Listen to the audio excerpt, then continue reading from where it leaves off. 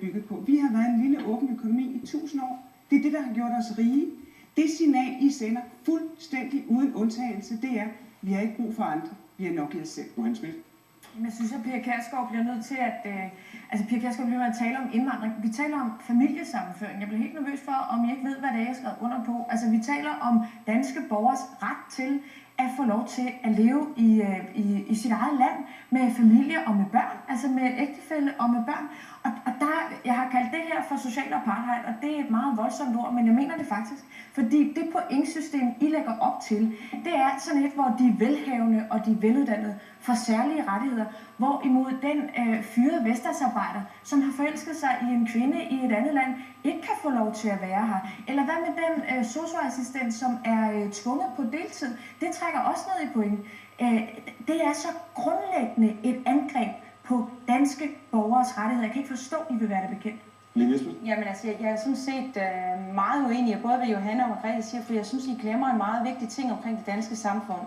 Det danske samfund, der har et velfærdssamfund, bygger jo på, at alle bidrager, der kan bidrage til det. Og et af de problemer, vi har haft med 24-årsreglen, det har altså været, at folk bare venter på, at de bliver 24 år, så kunne de komme til Danmark, fordi sådan var reglen. De har ikke kunnet dansk, de har ikke kunnet engelsk, de har ikke haft nogen uddannelse, de har ikke haft nogen erhvervserfaring. Så er de sat ud i en lejlighed og levet i et parallelsamfund, hvor de ikke er blevet en del af det danske samfund. Og det er et kæmpe stort problem, for jeg tror forudsætningen for, at danskerne betaler meget skat, at vi har verdens bedste sikkerhedsnet under dem, der mister arbejde, som har et psykisk problem eller på anden måde skal hjælpes af det offentlige. Det er, at vi forventer, at alle, der er her, de bidrager til samfundsøkonomien, når de kan. Men bidrager en sosu-assistent ikke? Bidrager en tømmer ikke? Jamen, hvad er det så for noget med, at I skal til at sortere folk, der har gået på fine universiteter? Og jeg kan forstå, at man skal ikke bare kunne engelsk. Hvordan er det dog, du blander sammen med ting?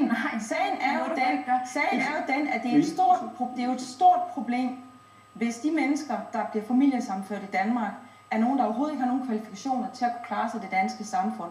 Og man må gå ud fra, når I så tårervædende fortæller om, at folk er forelsket i hinanden. Hvis jeg blev forelsket i en amerikaner, og ikke kunne engelsk, var det første, der ville, var at lære engelsk, så jeg kunne lære svigerfamilien at gøre det. Hvis jeg skulle flytte til USA, at man så kunne forsørge sig.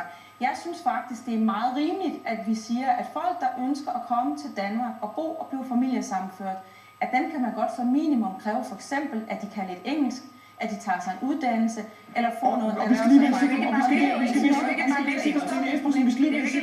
fordi aftalen er jo ikke udmøntet. Der ligger